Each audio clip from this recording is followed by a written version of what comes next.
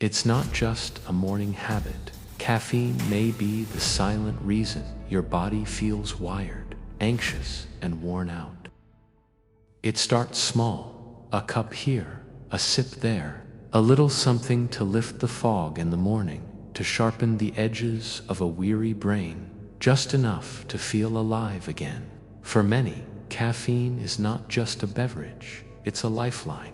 But what if that lifeline is quietly fraying your nervous system thread by thread, day after day? You may not realize it at first. Caffeine feels like a helper. It wakes you up, gives you clarity, nudges you forward. It's comfort wrapped in ritual. The smell, the warmth, the taste. It becomes a trusted part of your rhythm. But deep within your nervous system, something begins to shift. Subtly, quietly, unnoticed. Caffeine doesn't create energy.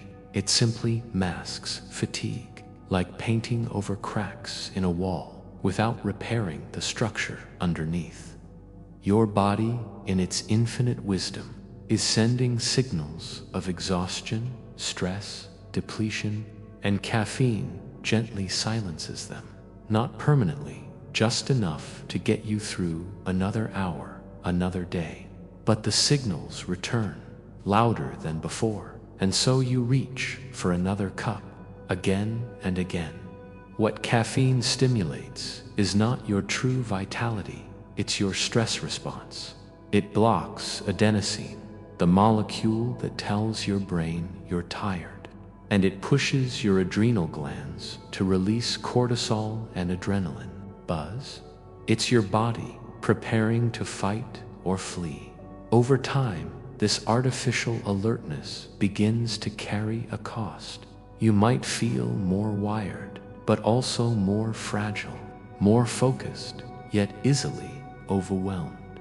You start noticing the edge, and at night, sleep doesn't come as easily as it used to, even when you're tired. Especially when you're tired. Your nervous system, once fluid and adaptive, now feels brittle, overreactive, unpredictable. Small stresses feel like avalanches. Simple decisions become mountains. And through it all, you're still drinking caffeine because without it, you're exhausted. But with it, you're anxious. This is how caffeine hijacks the nervous system. For some people, this happens quickly. For others, it's a slow erosion. And not everyone is affected the same way. Caffeine sensitivity is real, and it often runs deeper than just the cup of coffee. For many, caffeine sensitivity reflects a deeper pattern of nervous system dysregulation, often tied to trauma, overstimulation, chronic stress, or even high-functioning anxiety. You might be someone who's always been on, always alert. Maybe caffeine fit into that because it matched your speed. It amplified your drive. It kept you from feeling too much, or slowing down too much, or facing the discomfort that comes with rest. But your body remembers. Your nervous system remembers. And at some point, it begins to whisper, enough. You may start noticing symptoms that no one links to caffeine. Tension, headaches, jaw tightness, a fluttery heart, digestive shifts, hormonal fluctuations, emotional numbness followed by waves of intensity. Because the stimulant is still pulling the strings, keeping your system in high gear when it desperately wants to downshift. The question isn't just whether caffeine is bad, it's whether your nervous system, in its current state, is asking for something gentler, something quieter, something that doesn't override its messages, but listens to them. Many people don't even know they're sensitive to caffeine until they stop. It can take days or even weeks to truly feel the difference, the clarity, the calm, the return of natural energy rhythms. And yes, the withdrawal is real because your body has adapted. It's not just about headaches or fatigue. It's about who you become without that chemical mask. Some feel sad at first. Others feel raw, as if a veil has been lifted. You begin to meet your body where it truly is, not where you force it to be. And in that space, healing can begin. There are softer ways to support your system. Herbal teas like tulsi, rooibos, or lemon balm nourish rather than stimulate. Adaptogens like ashwagandha and rhodiola support your stress response instead of pushing it. Rather than pressure, caffeine is not the villain, but it can become a crutch that keeps you disconnected from your natural rhythm. And in a world that already glorifies hustle and hyperproductivity, because caffeine makes you anxious, you are not broken because your body needs rest more than stimulation. You are simply human, and your nervous system is trying to guide you home.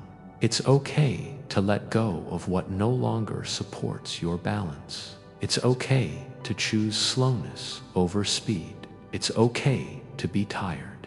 It's your compass. And when you begin to honor its signals, even when they're inconvenient, something beautiful begins to unfold. Energy returns, not the caffeine kind, but the real kind, rooted, gentle, sustainable, not forced by a spike of chemicals, but grown through nourishment, care, and attunement. You may begin to notice how different your mornings feel without caffeine. The absence of the spike means the absence of the crash. Your emotions feel steadier. Your heart feels less jumpy. That's quieter, but truer. Some days you'll still feel tired. That's okay. Fatigue is not failure, it's feedback. And when you slow down enough to listen, that feedback becomes your teacher. What you may also discover is how your creativity changes, your mood, your digestion, even your hormones. When your nervous system shifts from fight or flight to rest and repair, everything softens.